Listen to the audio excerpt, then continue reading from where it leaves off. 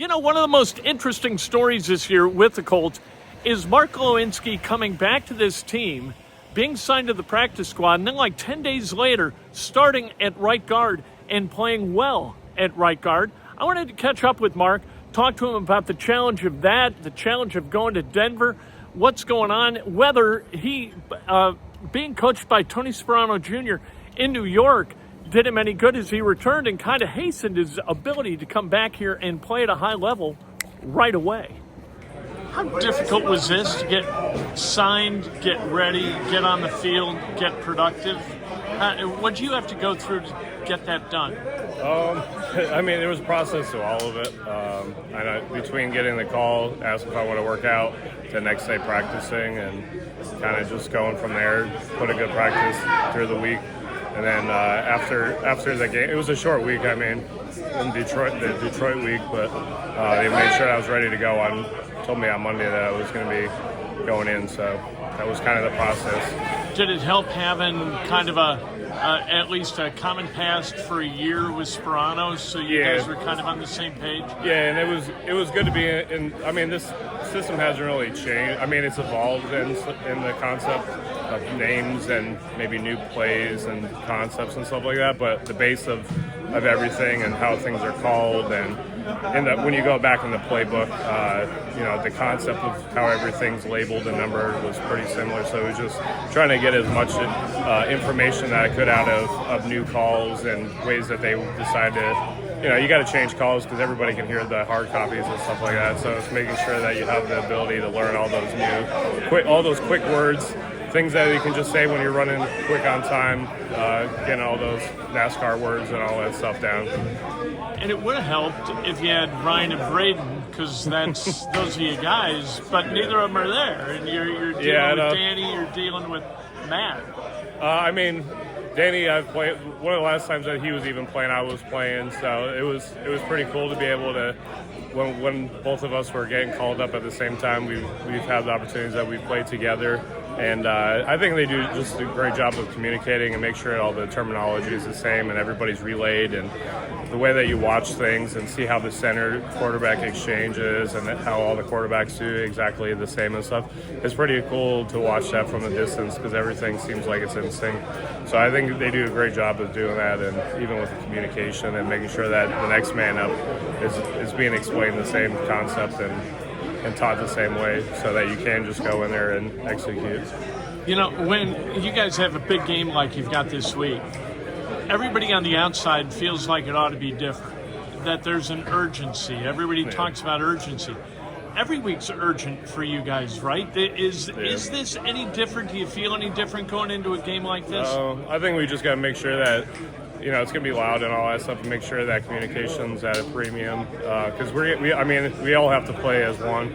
So that's our concept every week, regardless of the situation. And if one's bad, all's bad. So we got to make sure that we're all playing together, make sure that we're communicating, so that we're aligned and moving the same way and in sync.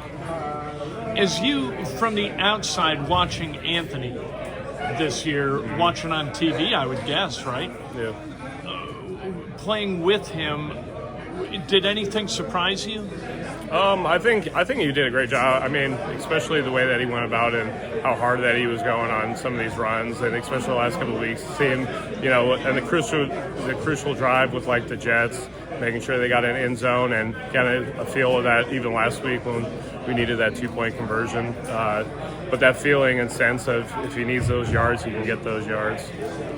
He, when you play with a guy like that, do you have to function differently? Do you have to block longer? When you got a guy who can take it and go and stretch things out in the pocket for as long as he can? Yeah, I mean, it's good that you actually have a couple, maybe a couple more ticks.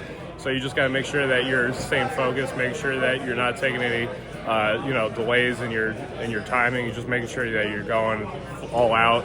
And whenever a guy's kind of running a different direction, making sure that you stay on him and keep running as much as you can, because he might be making a play in the backfield or extending a drive, which is good because you can get some big chunk plays. So if you can just stay on for a couple more seconds, you might be farther down the field, which is cool. Speaking of extending drives, that 19-play drive against the Patriots, is that an advantage to you guys? Do you guys get less tired than the defense does as you go through that? I mean, as bad as from as long as far back as I can go, when the O-line is talking, the O-line coach is talking to us, he says, as tired as you are, how you think you're tired, those guys are even more tired because they got to, they're running full effort every play because they're going to their gap and going as hard as they can. They don't understand or know what every play is going to be, so they're kind of going at a different speed as us. So if we can keep them going and drive the plays a little bit longer, we have the advantage of knowing what the play is and being able to drive and take advantage of you might have like a waggle or something to kind of ease the heart rate down a little bit for us every once in a while, give us a break, but they might think it's a wide zone play, so they're kind of they're still running full speed, so they're they might be out of tempo more than what we are, so it's good to just be able to grind them. And the further along you go, it gets a little bit easier. And you guys get to play at your pace. Yeah. Like, you get to determine the pace. If you need a couple of gasps, you get to snap it in 40 seconds or in 10. Right, exactly, which is good. Get them off their sync, and just like I said, it's good when the coordinator can throw in a couple of those plays that kind of give you some breathers every once in a while, if it's some kind of screen or something for the O-line as well, if we did a couple run plays in a row or something like that. So just make sure that you kind of mix it up and keep them off guard as well. That's Mark Glowinski, and you know what? He's got a challenge ahead of him in Denver this weekend because the Broncos, they lead the NFL in sacks, and one thing that is sure, and we talked about it this morning, is you have got to keep Anthony Richardson clean if he's going to be accurate with the football. We talked about the gap, the completion percentage gap, when he's not pressured, when he is pressured. He is a much better quarterback when he's not pressured than when he is. That's not unusual in the NFL, but it's really true with Anthony Richardson. And with the Broncos being as good at putting pressure on quarterbacks as they are, you have got to be on your T's, and you got to know what you're doing play after play after play, because you can't get behind the sticks. And if you allow them access to Richardson, you're going to get behind the sticks.